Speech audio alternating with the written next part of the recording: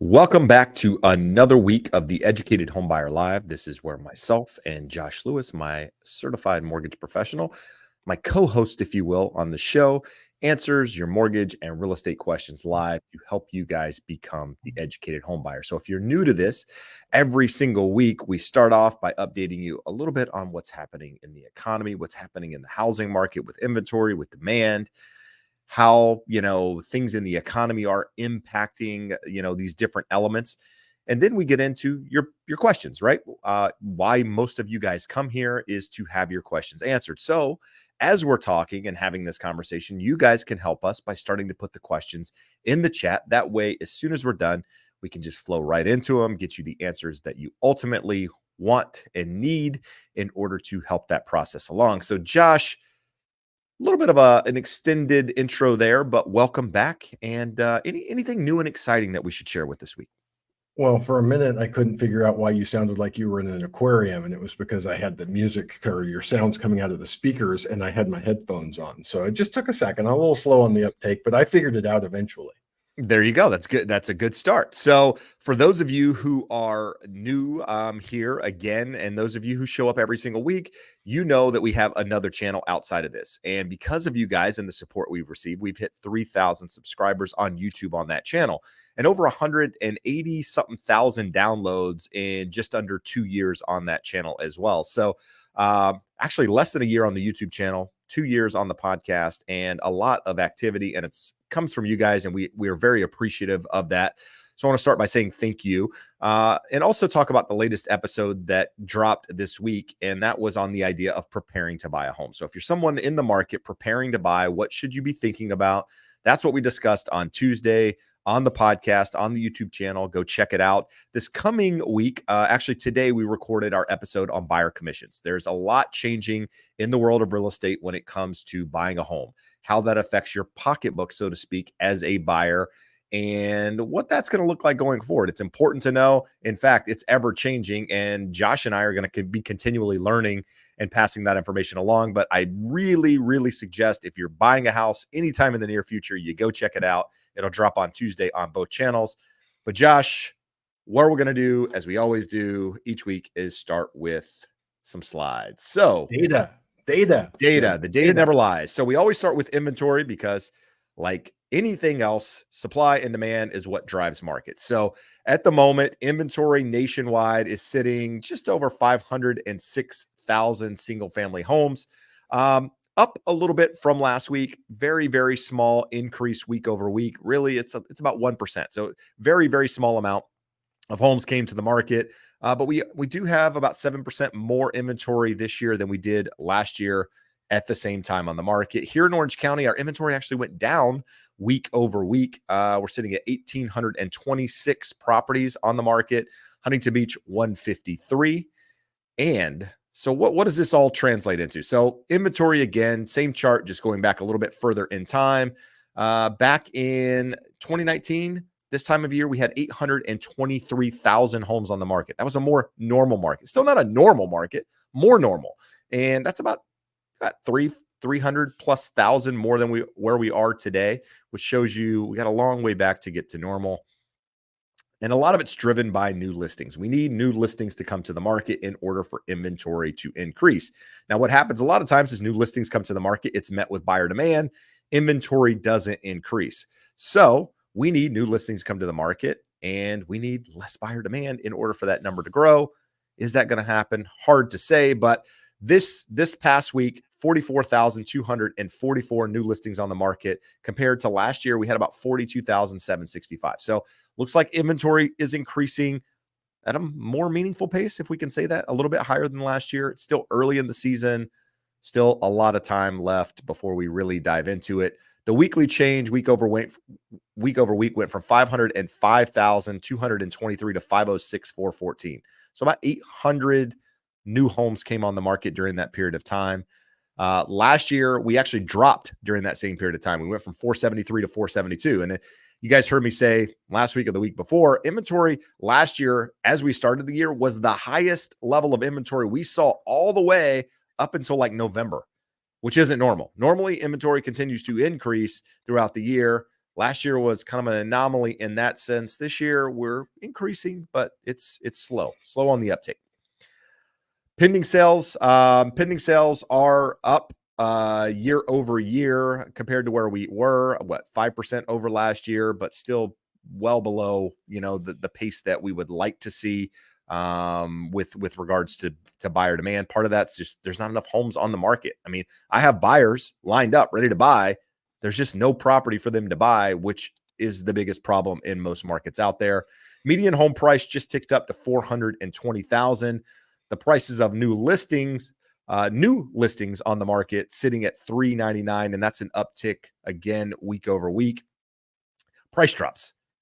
We always talk about price drops, price cuts. In a normal market, about 1/3 of homes have some sort of price cut. So the fact that you see a home with a price cut doesn't necessarily mean there's something crazy going on. There's always about 1/3 of them that happens. Now, this year, we're sitting at 31.4% for this time of year. Last year, there was 34%. So we're actually a little bit less than we were last year with regards to price cuts. A lot of it has to do with the lack of supply out there being met with buyer demand, rates dropping a little bit, getting some buyers out there moving, and us, people getting off the fence. Same chart going a little bit further back, just kind of showing you a line graph of all the years versus the other one. I like this chart better, but the other one has some stuff on it I like to show too. So with that, Josh, we got home price appreciation year over year, how it basically varying among top markets out there. So what are we looking at? It's American Enterprise Institute. They pull this data together. Really good, fairly neutral observers of the market. So just wanted to show here, you have two markets, basically Austin and New Orleans. And Austin, a significant, minus 6% year over year. New Orleans, a little bit less significant, minus 2.5, and San Antonio fairly flat. I just saw in an article this week, Jeb, that San Antonio is expected to be one of the top markets this year. But depending on where you are, affordability, supply, demand, all that fun stuff, we are seeing appreciation throughout the country. They pull some additional numbers together. I thought this was interesting, Jeb. Top of the chart there says historically home price appreciation in the low price tier is outpaced in the upper price tiers. So again, as everyone kind of gets pushed down, there's more competition at the lower price ranges and they see more appreciation. So the bottom of the chart there shows compared to a year ago, year over year price appreciation increased at both the high and the low ends, but it was less at the high end. Just most of you guys here are entry-level buyers wanting to get your first home, get into the market. So it is to be expected, and it is what we are seeing over time that the low price tiers are the most difficult ones. But also on that note, Josh, I mean, that lower tier price point varies by state tremendously, right? So absolutely. You can have a buyer here that's entry level looking at $1 million home, whereas parts of the country are going, that's absolutely crazy. That's the highest price home in our market. So it's all relative in that sense. But regardless of where you are, if you're buying at or below the median home price for that area, it's likely competitive. That's considered more or less the lower end of the market in a lot of these markets. And that's where you're going to find the most competition. Yep. Jeb, this one here is cool. We get the question every week. Someone steps in and asks, hey, I want to buy a house. Should I buy now or wait?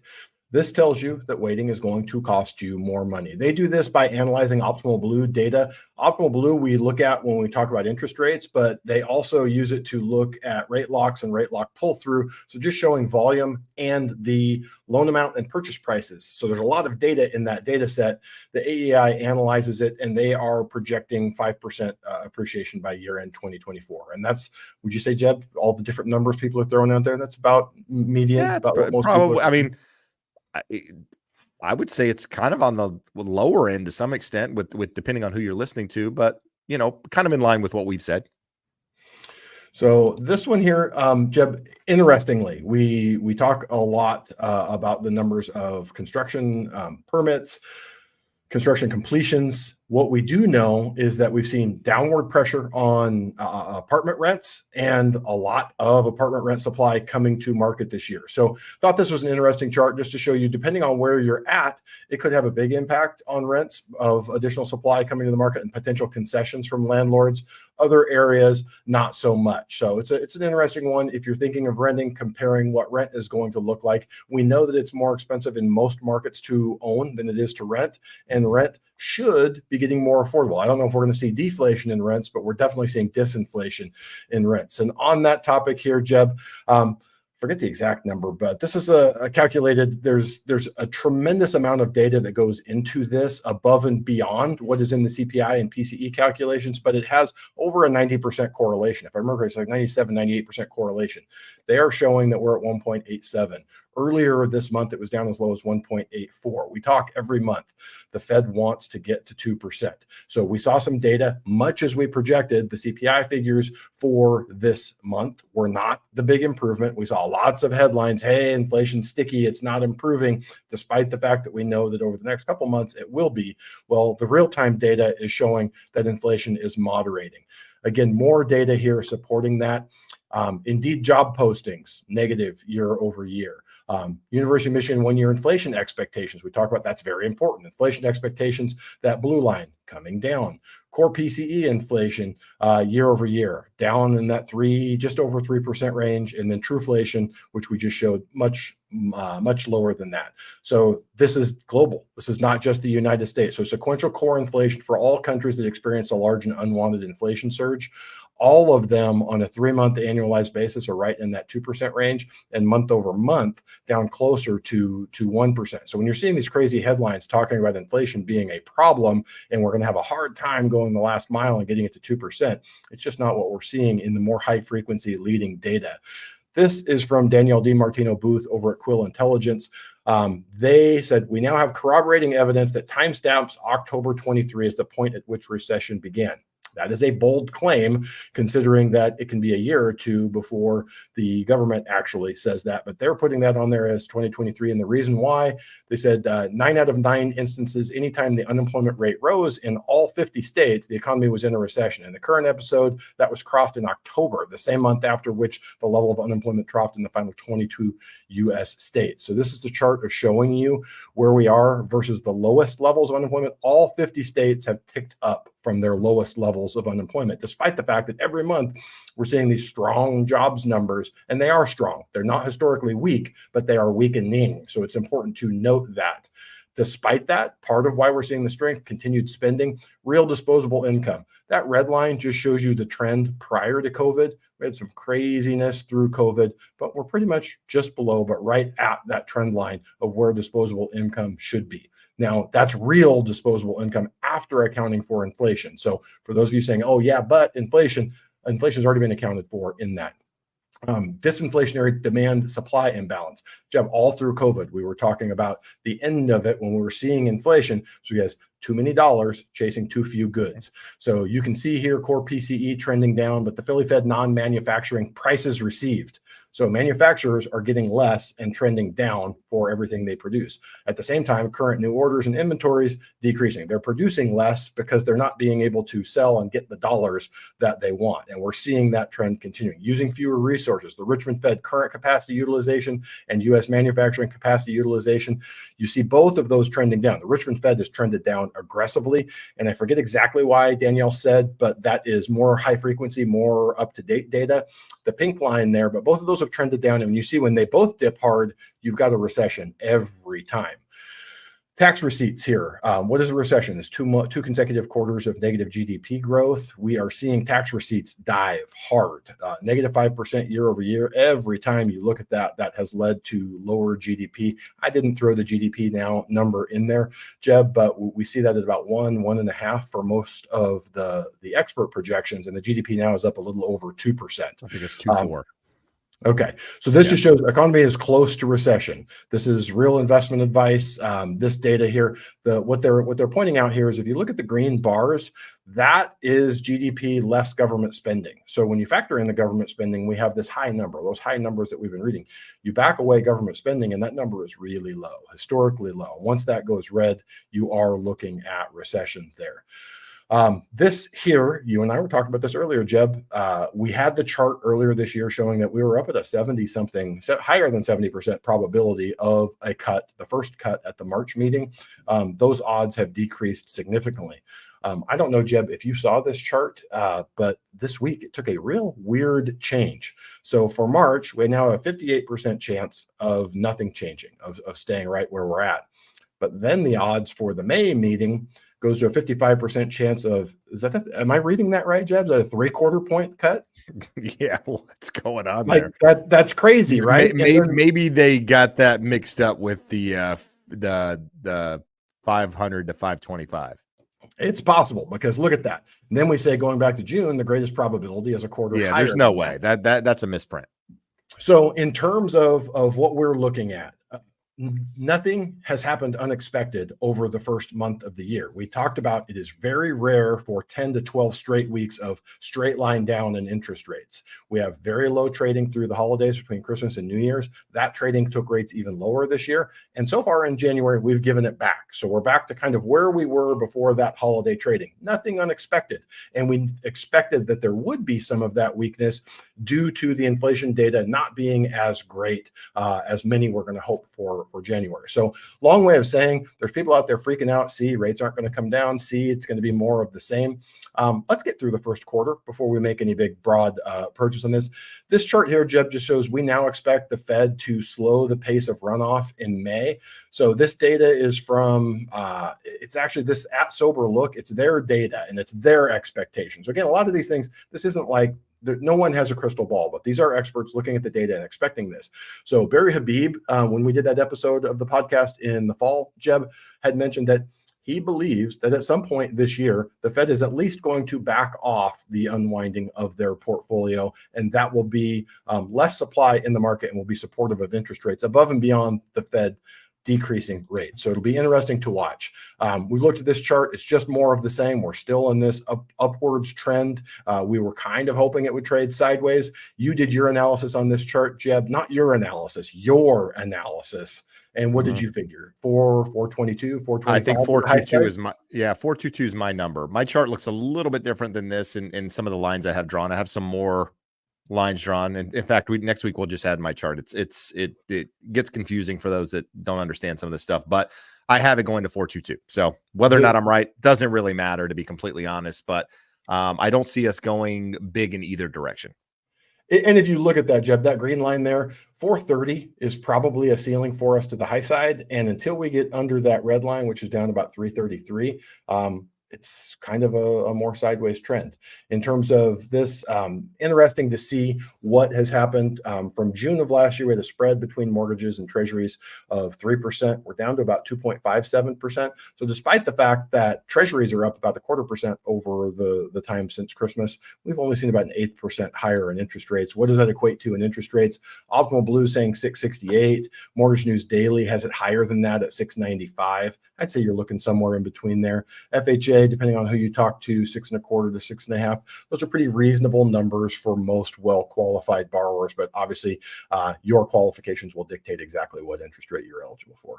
All right, good stuff, guys. So going back through the podcast real quick, or to the podcast, updated the website this week. The other website was a little bit cumbersome. It was hard for people to reach out if they needed to. The new website allows you to do that. Theeducatedhomebuyer.com. Go check it out if you haven't done so. You can actually leave us a review there on the site, which is very helpful if you are not aware of that, in addition to subscribing and liking and all that good stuff that we ask here.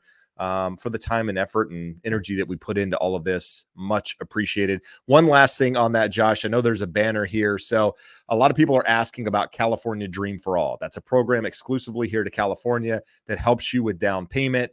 There's different guidelines and qualifications and all of this different stuff.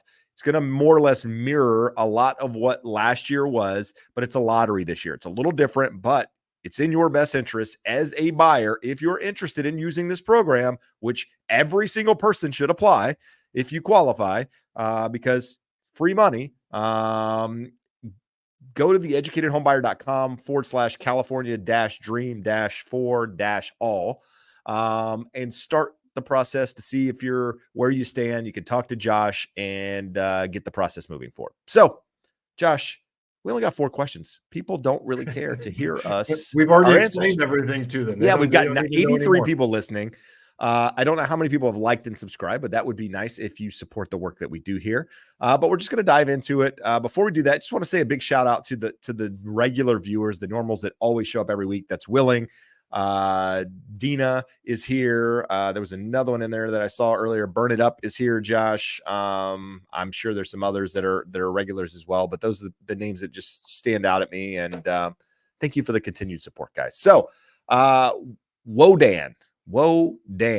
Our house was listed last night and we had one showing this afternoon. That's in Marietta, Georgia. So again, I only posted this because it gives you an idea. If you're in that market, it might be competitive, right? Yesterday already got a showing. That's a positive sign in most markets.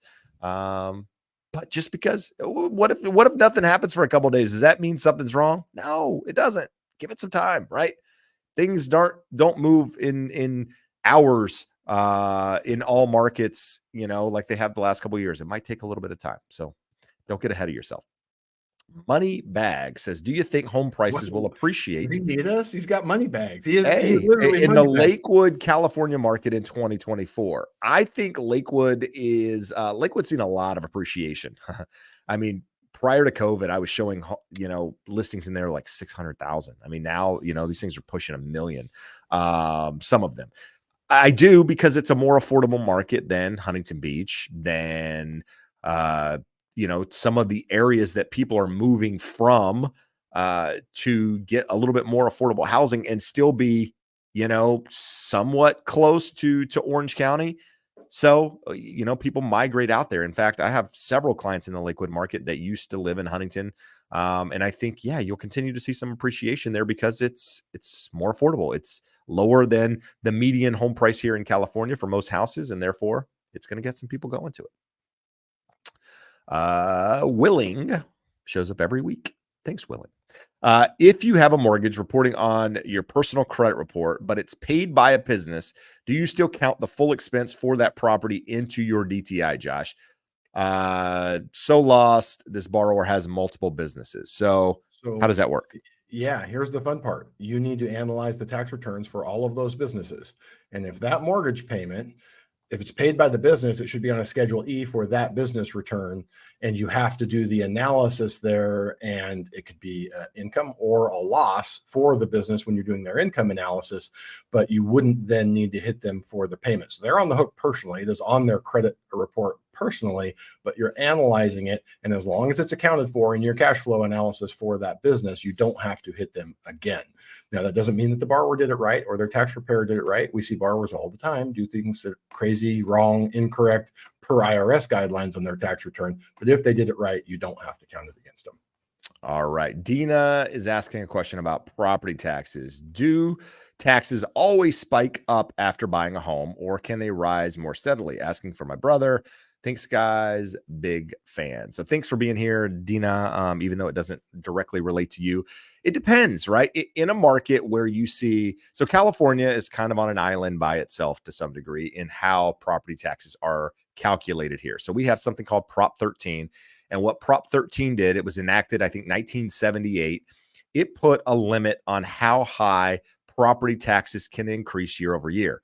That limit is set to 2%. So if home prices go up 10%, your property taxes aren't necessarily going to go up with the value of that home. They're going to be maxed out at that 2% number.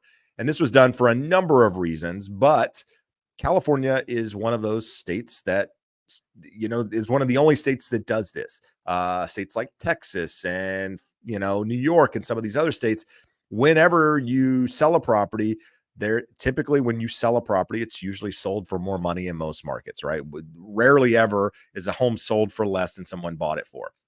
So in that instance, the new buyer is paying more money for that home, and therefore it's going to be reassessed based on that new value. But what happens in all these other states is there's no limit to some degree on how much increase,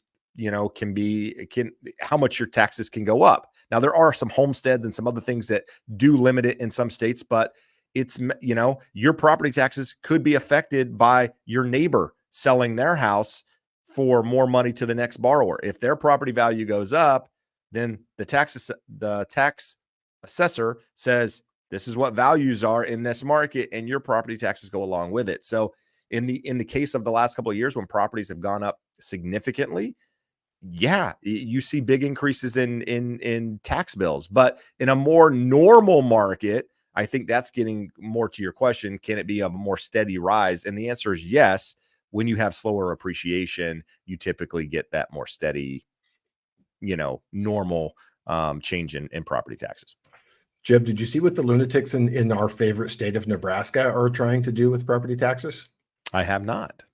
Instead of Enlighten Prop 13, they are trying, this will fail, but they are introduced a bill that would say when the county makes your property tax assessment, that is an offer to buy. So if you have a $200,000 house and they say it's worth $250 and you go, awesome, I accept, they would have to buy your house for $250,000. So where's the state getting all this money? Magic, apparently, but they won't. They have the same printer that the federal government has, huh? Yes. The key there is they will never overassess your property because you can just say, yes, thank you, I accept. Yes, you can buy it. Absolutely. All right. Jamie says, I've noticed a lot of homes coming back on the market. Any insight from either of you? Home sale contingencies or loan discrepancy, approval denials? Maybe all of them. It's hard to say, right? You never know why a property goes back on the market. It could very well be something happened with the borrower. They got cold feet. The loan wasn't approved. What I can tell you happens more often than anything is a buyer gets cold feet. That's where I see transactions typically fall apart. It usually doesn't happen if the financing is done correctly from the get-go. If you've been to a professional and you've gotten a pre-approval, rarely is the lending side going to be the problem. Occasionally it can be an appraisal, but more or less cold feet.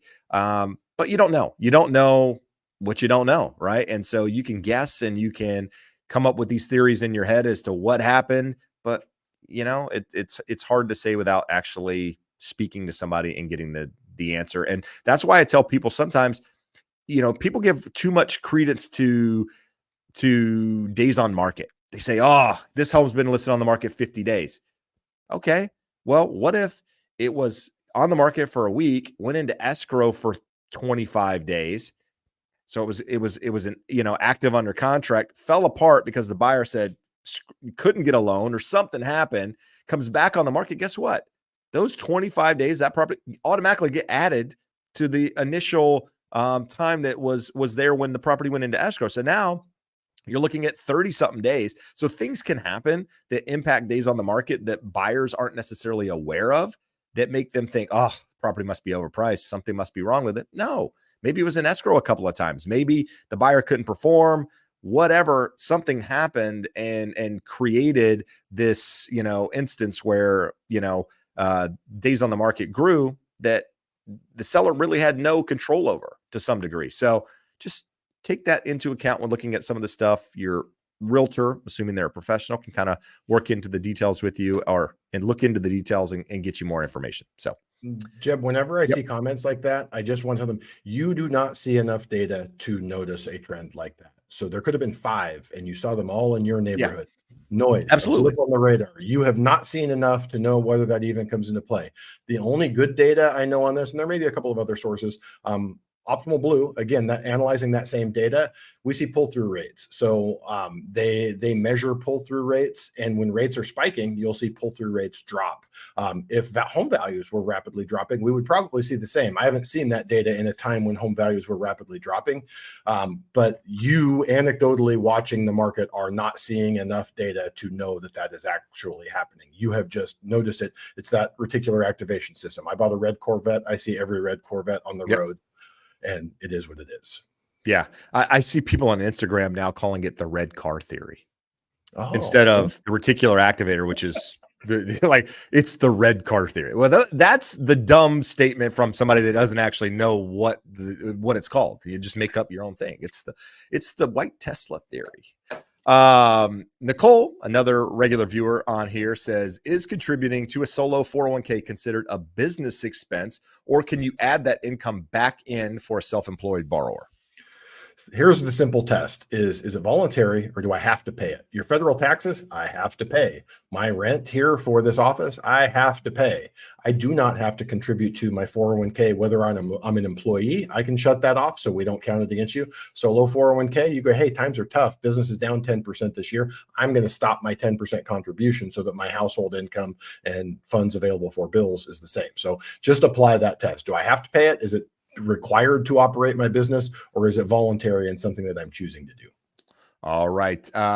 Kevin, when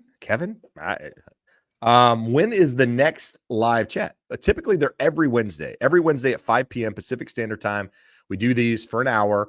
They used to be 2, but we are saving ourselves a little bit of time here by doing an hour. But next week we're actually going to be off. So next week I've got to travel, some personal stuff, give Josh the week off, if you will.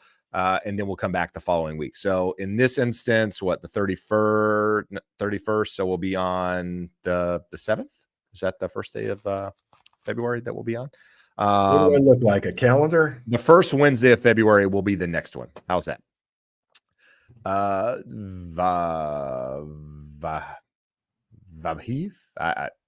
You Josh, you're really good at different dialects. A tough one.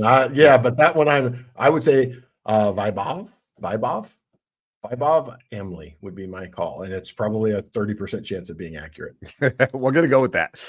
Is there a rule as per FHA guidelines that no more than 6% of the sale price could be overall credits towards closing costs?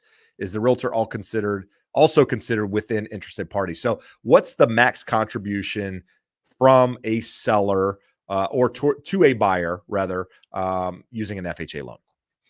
FHA. So Vibov has obviously already researched this and is just wanting confirmation. Yes, 6% is maximum interested party contribution. Doesn't matter if you put 3.5% down minimum, you put 33.5% down, 6% maximum interested party contribution. Interested party is exactly how it sounds. Would your realtor be an interested party? Absolutely. Would the other realtor be an interested party? Absolutely. Would the seller be? Yes. Would the builder, if you're buying new construction, anyone who has an interest in seeing that transaction close, not your mom. Your mom has an interest as well. She would be just a regular old gift donor, but someone who is going to get paid through that transaction. All right. Is selling a house to an iBuyer worth it if you are looking for a quick close? If it takes 2 to 3 months of mortgage payments and 6% commission, does that make selling to cash buyers more competitive?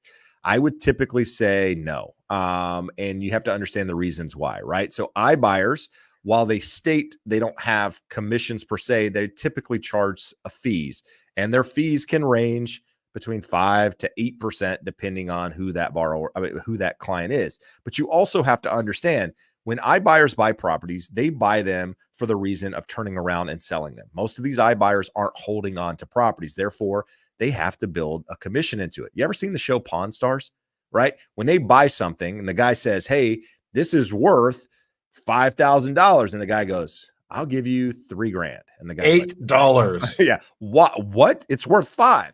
Yeah. I got to sell it. That's how housing works with iBuyers. They are going to want to get that home for a discount. Therefore, you can typically make more money by working with a real estate agent. And, even if you have quick time frames, most agents, especially in competitive markets, have buyers ready to buy homes. If you have distressed property, I would say you're always better getting a real estate agent involved, because I have multiple investors that would be interested in properties like this that will give you cash and do these sorts of deals. So if you're looking for somebody to lowball you a cash offer, there's people will line up all day long to do that. You don't need to go to an iBuyer to do it. In fact, some of those people will probably pay you more money than an iBuyer. So talk to a professional first, get a couple of opinions, and then talk to an iBuyer, and then compare it and see what you actually getting net at the end of the day. That's what you have to consider, right? Net at the end of the day. But I would say selling to another buyer is typically going to make you more money than selling to some company and or an investor. So it could be worth the time frame. The bigger thing, Jeb, is you throw it in the MLS, or you even just talk to a realtor that has 2 buyers. You have 2 people that know there's someone else they're bidding against. If you just call up one iBuyer, they're just going to come out and say, cool, here's the number we can do. You don't have anything to compare it to play each other off of. You could call 2 or 3 or 4 iBuyers, but I don't know how many there are left, Jeb. Aren't most of them? I've never seen a competitive offer from any of these guys. And I've had clients call me that ended up being clients, call me and say, hey, I want to list my home. I get there. We start having the conversation like, hey, I got this offer from an iBuyer. And I look at them like, you'd be crazy to take that. I'll give you that. Like, I will pay you what they're willing to pay you, and we don't even have to do anything. That's how bad it is. So keep that in mind. And I realize that sounds self-serving, but I promise you, you will net more money by going another direction. Right. MR, no guidance on Seattle per se. Seattle is one of those markets that I know went gangbusters. Inventory was low, prices have been high. My understanding is Seattle is still a competitive market. Outside of that, I don't know anything. I don't follow it religiously. Josh, if you can maybe, if while you're sitting there, if you can pull up calculated risk, he did his December report today, and he shows active inventory year over year, new listings year over year. And I was quite surprised, to be honest, with some of these markets seeing the change in inventory year over year. And I mean, some of these increased 100% year over year, where other markets are down 100%. I mean, it's crazy, but I think Seattle is one of the markets he follows. It is here. I went and said that. I don't have it. It goes San Diego, Santa Clara. Sometimes he does a couple of different ones. Sometimes he shows different markets. So maybe next week, come back and ask the same question. We'll see if we can get you an answer. Mickey is looking into a USDA loan. Well, good news, Mickey. I just recorded a video on a USDA loan. It's not out yet. A couple weeks probably, but a first-time buyer due to cancer treatment last year, took most of my savings. Sorry to hear about that, by the way. Do I even have a chance making $70,000 a year and growing with the company? Yes, you have a chance. Me being an outsider looking in, Josh will be able to answer this question more directly from a lending standpoint. But if you were out because of a medical thing that was affecting your ability to work, I'm pretty sure if you've got a history of employment, you might be okay. Josh, am I accurate or no? It's a zero down program, and it does not require reserves. So from that standpoint, you don't even need money. So if there was an absence from work, always, if it's documentable that we had a health issue and we have reestablished our employment, you're good from that perspective. So they're almost red herrings. You've kind of distracted yourself. It really just comes down to, do I meet the credit requirements? Does the debt to income ratio line up? And is $70,000 enough to qualify for the homes in my area? And is the home in an eligible rural area per USDA? Yeah, and on top of that, there are some income limits that you can't make more than, depending on the gross median income or area median income. I think it's 115%. So I would think with 70,000, you would probably be okay for most people, but it is combined family income up to 4 people. So if you got 4 people in there and they all make money and live in the property, you got to calculate all of that in order to, and you got to stay below it. But conversation for another day. Talk to a lender if you need one, or a real estate agent anywhere in the country, guys. There's a link scrolling the bottom of the screen. Go to it, check it out, and have a conversation with a professional. It doesn't cost you anything. We'll save you time and save you money. Josh, let's go with Mina's question here, because it's a good question. Do you have to pay federal taxes on the sale of your primary home if you are moving into a new home? So if you have a home, Josh, that you bought for $500,000, it's now worth $1 million. You gained $500,000 in it. Are there any taxes that have to be paid on that? Am I married or am I single? In this case, you're single. So I'm single. So I have a $250,000 exclusion. So the easy math, if you want to say it went up $500,000, I have a $250,000 exclusion. I would pay taxes on the $250,000. But let's throw a wild card in there. Let's say you did $100,000 in repairs that are documented, and I went way better than that. I'm a bachelor, Jeb. I went full blown. I turned the whole place into a man cave. I spent $300,000 in improvements to my property to get it dialed in and make it worth $1 million to the next bachelor. So I only have $200,000 of profit, even though it's not what I sold that property for, the $1 million. And even if I had done nothing there, Jeb, the expenses for selling the property can come off of that. Other things. So it really is the net differential. It comes down to cost basis. You can look that up online. You want to talk to your tax preparer, but it is important that you know what your cost basis. Even if you sell it for $1 million, your net is going to be less than that. And even if you bought it for $500,000, if I bought it for $500,000, my cost basis is going to be higher, whether I did the $300,000 of upgrades or $30,000 of upgrades. There are things that can add to that basis and decrease that tax bill. Yeah. But I mean, if I remember your story, I think even if you are saying, I don't know if you're single or married, but I think your purchase was more recent. Probably don't have 250,000 in gains. Maybe it's 100, 150, 200. And the key here is you have to live in that property 2 of the last 5 years as your primary home. So if you've only lived in it 6 months and you've gained some equity and you go to sell it, there's a partial exclusion for the time that you've been there, but there might be some taxes that you have to pay. But going back to Josh's example, you get that $250,000 exemption as a single person. You got $300,000 in improvements that you did. So you're at $550,000 in, potential exclusions, if you will. So there would be no taxes that would need to be paid on that. Again, talk to a CPA, right? These are rough examples. We're just kind of throwing some numbers out there. But in the case, Josh, that you were married, how would that change? 500,000. So no matter what, in that instance, if I bought it for 5, I'm selling it for $1 million. If I didn't increase my basis, if I didn't have any selling expenses, I still, if my wife and I have had that as our primary residence for 2 out of the last 5, my $500,000 exclusion would cover all of the gains from the property. Look at that. Us educating you guys out there in the market. We're making educated home buyers, Jeb. Hey, man. But here's the thing. How can they repay us, Josh? How can someone watching right now that's benefiting repay you and I without monetary payment? Mina just gave us $10 for 2 805s. Where? Dude, the cost of everything is outrageous, bro. I sound like an old, just grumpy. Well, I mean, old and grumpy is probably accurate. But, dude, the cost of everything is just outrageous. Like a sushi roll. Like, I remember when you used to go eat sushi, like most sushi rolls were like $10. Like an extravagant, like crazy roll was like $14, $15. Now, every roll is like $17, and some of them are like $22, $23. And I'm like, what? And now my kids eat sushi? Bro, I have one word for you. Yeah, you don't eat anything. Like, you eat hamburgers. Bougie. This you guy are eats turning hamburgers. off our audience. You feed your children sushi. Our audience doesn't want to listen to your first world problems. Hey, listen, maybe we catch it, Josh. Maybe we catch the sushi we eat, and I charge them for it. I'm charging them money, showing them real life examples. Mina, thank you for the $10 super chat. It is appreciated. Let's see here. So we still got that banner up, Josh. How do we get rid of that banner? Okay. All right. Where are we going here? Derek is asking about low inventory. Says, I keep hearing about low inventory due to the lock-in effect. What is your take?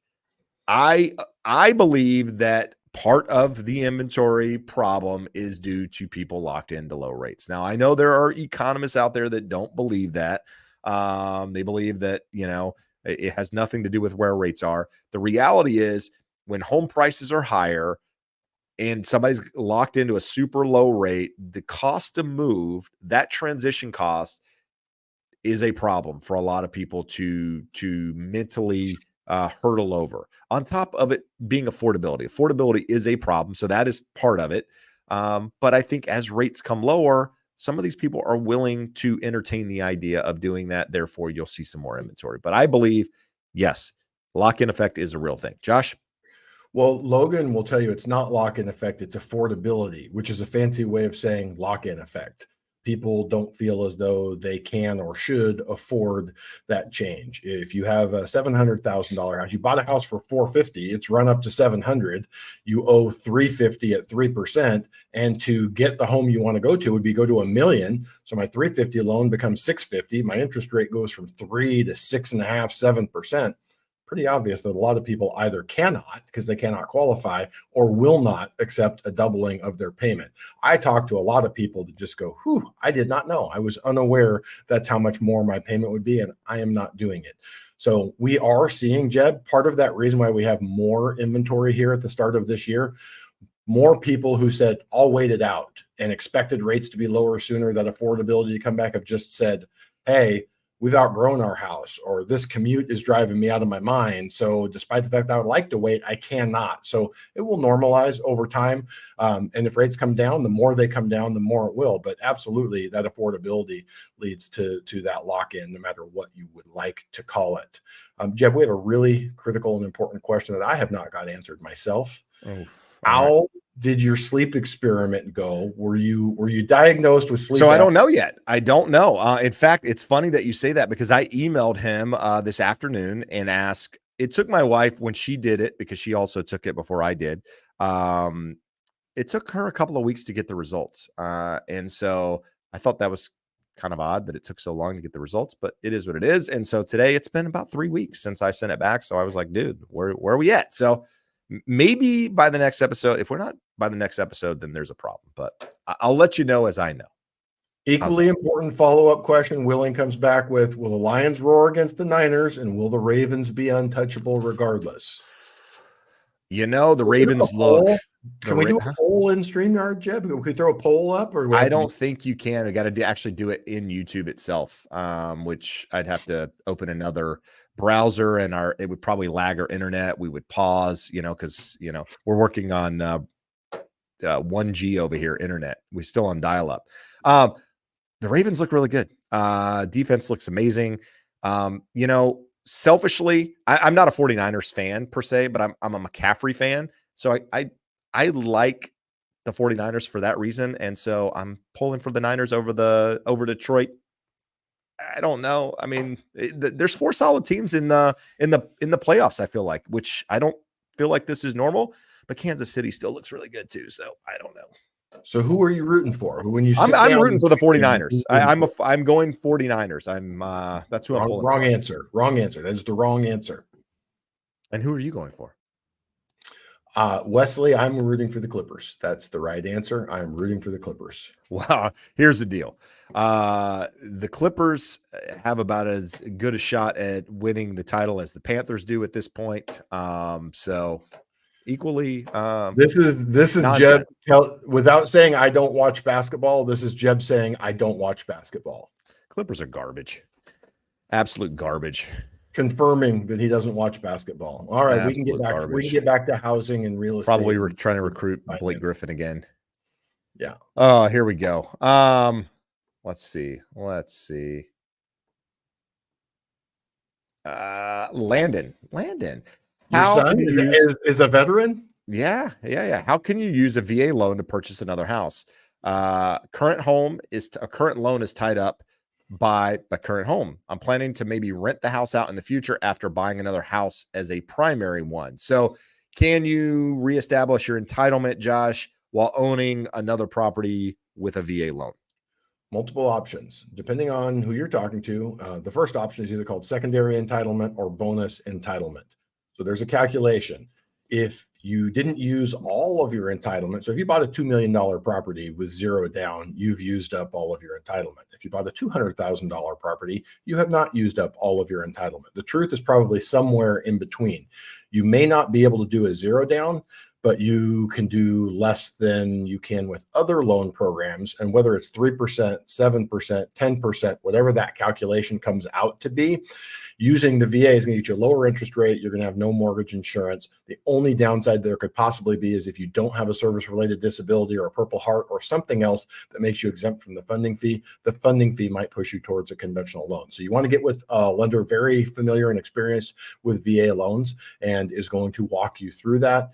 The other option, which is much less attractive because rates are higher than what most people have, would be a one-time restoration. You can refinance that loan to a conventional loan away from VA, restore your entitlement one time and one time only ever, not just on that property, on any property. So if you do that, you can restore your entitlement and do 0 down no matter what you want or what you want in terms of a new purchase. So the most important thing is most loan officers, their eyes would glaze over and have no idea what you're talking about. So make sure if you reach out, if you talk to someone, connect with someone that is experienced with VA loans and understands the bonus entitlement calculation, because it's a little bit goofy. It's easy, but it's a little bit goofy. All right. To a really, just let's go. Moneybags coming back with a strong comment. I deal with sleeping issues. I wake up gasping for air at night, heart racing. Terrible. I have to also take a test. That should be a priority, my friend. Like, I don't have any of those issues. I wake up well rested. The only reason I'm getting one is because my wife told me I need to get one. I feel good. Dude, those are problems. Go get tested. Like, don't have regrets, man. Man, woman, I don't know. Money bags could be either, but take your health serious. You'll you can't change some things, but you can work to fix them. So do your best. How's that? All right. Josh, there was another question here. So here's the deal, guys. We got a lot of specific questions on cities tonight. We got one on Dallas. We got one on Minnesota. The reality is Josh and I shouldn't give you any guidance on any specific market outside of Southern California because we're not in those markets. There's enough channels out there to figure out what's going on, but I'd recommend talking to a professional in those markets to figure out where things are. That's the best course of action. If you need a referral to a real estate agent, to a mortgage professional, the link below will get you to someone. But don't use us as that, because we're too far from it. Real estate's local. It's important to talk to people in those markets. So, Josh, got a comment from P&R Property Solutions. Pedro is saying, what's up? He's in St. Petersburg.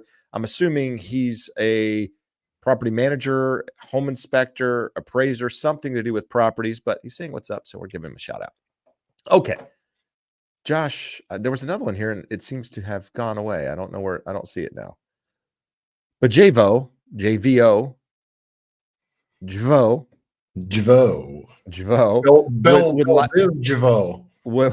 Biv Javo.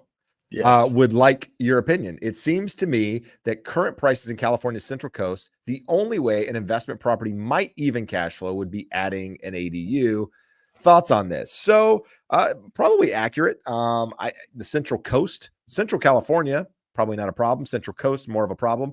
So when it comes to investing in property, you really have to look at it one of two ways. You have to look at it as a cash flow type property and or an appreciation type property, unless you have the money to put down in order to make it a cash flow property in some of these states. Now, California is very expensive. Most properties do not cash flow without a large down payment, unless you do it as a short-term rental. Some cases, maybe adding an ADU and helping out. Even then, it's tough to say. I don't know that market well enough. And each property is going to be a little bit different because what kind of rents is it going to bring in? How much is it going to cost you to build the ADU? What down payment do you have? There's so many things that go into it, so many variables that each, situation is a little bit different. But when you're thinking investing in California and or another state, you got to think, where does your money go in California? What do you get? What does it go in other states? What do you get? What are the pros and cons of each of those, right? Being driving distance to a property versus it being out of state, having someone else manage it. All of those things you need to think about, and way too much to dive into in a single question. So we're going to push that off. I would say this, Jeb. Let's remind everyone that 2-3 weeks ago, maybe 6 weeks ago, we did an episode on the podcast on ADUs, went through this in detail. ADUs are not a magic bullet. They cost money. They cost more than what most people account for: time, effort, energy. So when you look at that, most people overestimate what they will rent for, underestimate what they cost to build. So will it help cash flow? Most likely, but do your research, do your details, do your due diligence. If you're looking to invest for cash flow, I wouldn't think in terms of the Central Coast of California.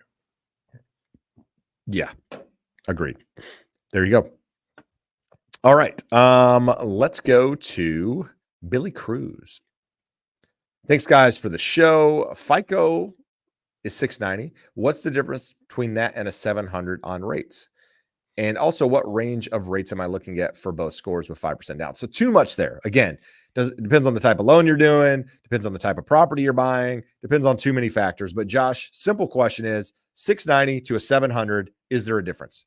5% down. He's talking about a conventional loan there. So the difference at 95 for 680 to 699 versus 700 to 719 is 0.25%. So not 0.25% interest rate, 0.25% in fee.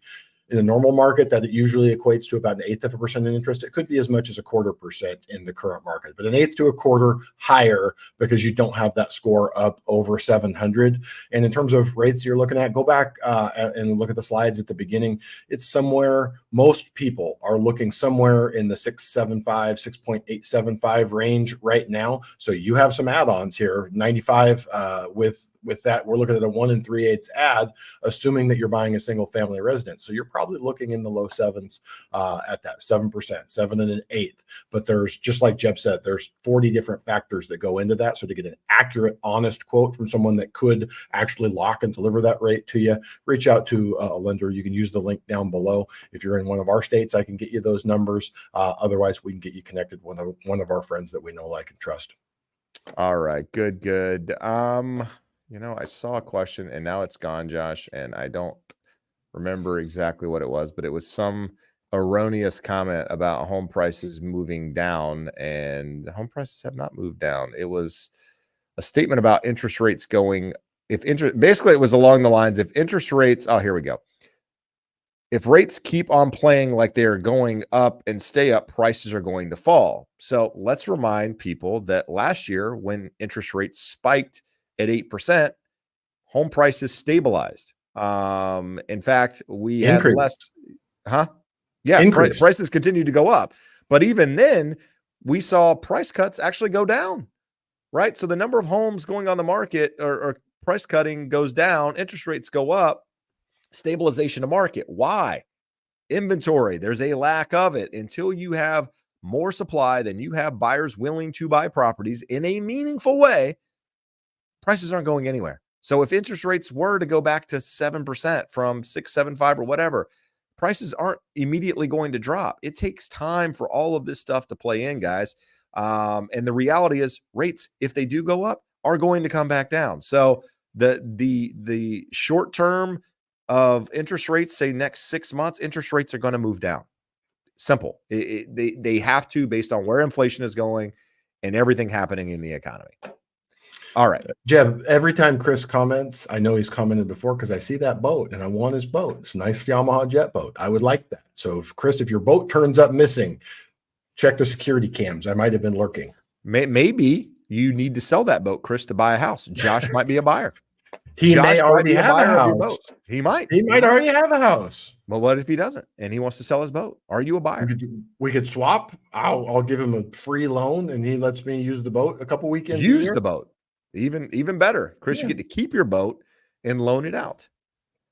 Is Josh the kind of guy that would wash your boat after using it, or does he return it like he just came out of the water? All they need to know is my wife, and they will know they will get that boat back better than they've ever had. It'll come back better than it was. How much does a collection account affect how much home you can afford, Josh? It doesn't really impact how much, it could impact how much home you can afford, but it doesn't really. Most situations, a reasonable collection, a $50 collection, an $800 collection, a $2,500 collection, the automated underwriting system is going to see it and ignore it if it is okay with the rest of the credit. So let's say you still have a 710 credit score, and that collection, if it goes away, you'd have a 745. That's not going to prevent you from getting a loan. It's not going to make you qualify for any less.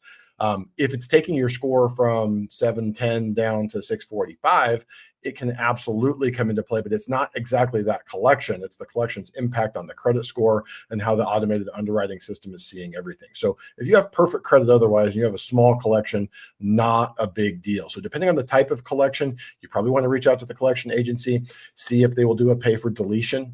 Boom, it's gone, disappears. We have a viewer to the show, reached out through the link below, looking to help him buy a property with his VA benefit in the state of Washington. And he had good credit, but he had 2 decent sized medical collections. He called the collection agency, like, yep, you pay us, we will make those disappear. So always worth reaching out and pursuing that. If they won't do the pay for deletion, see if possibly they will settle it, but talk to your loan officer to see if that is necessary. You don't want to pay off a collection. Even if you have a $10,000 collection, they say, pay us today, we'll take $50 for it. Make sure you talk to your loan officer first, because although that's a fantastic discount, if by paying that off, it makes the date of last activity come forward, it could actually hurt your score paying it off. Good stuff. So what I love, Josh, is sitting on here providing information for a couple of hours and people buying homes and mailing. What's that? 58 minutes. 58 minutes. Sorry, 58 minutes. And people commenting on how it benefited them. But what I love more is when people show up that have been here couple times over the years and been consistently wrong about everything that they think is going to happen in the housing market, and then have the decency to ridicule me for being accurate and thinking that you're a moron because you're wrong. The reality is you're a moron.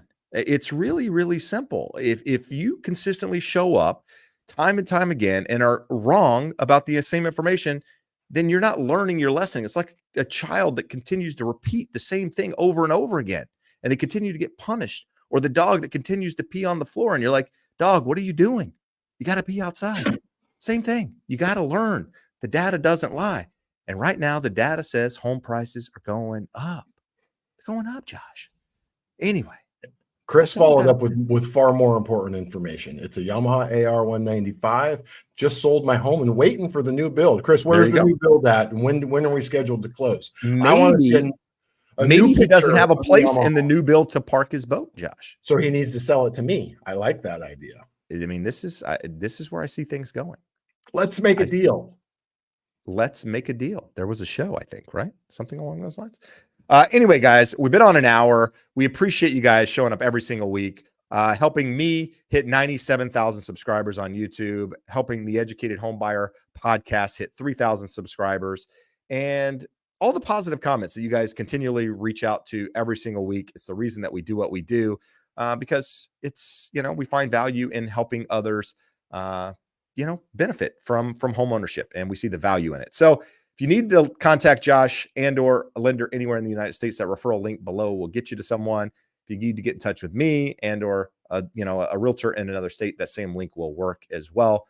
But Josh, I'll throw it your way for parting words tonight. These guys all wait till the 11th hour and then throw good questions. So the parting words are: come earlier in the hour and ask these questions. These are good questions. We definitely want to get a number of these answered. But big picture, just appreciate you guys being here. Continues to be an interesting and difficult market for first-time buyers to enter into, and we appreciate you being here and asking good questions so that we can help all of you hopefully cross that threshold into becoming homeowners sooner rather than later. All right, guys, until next time,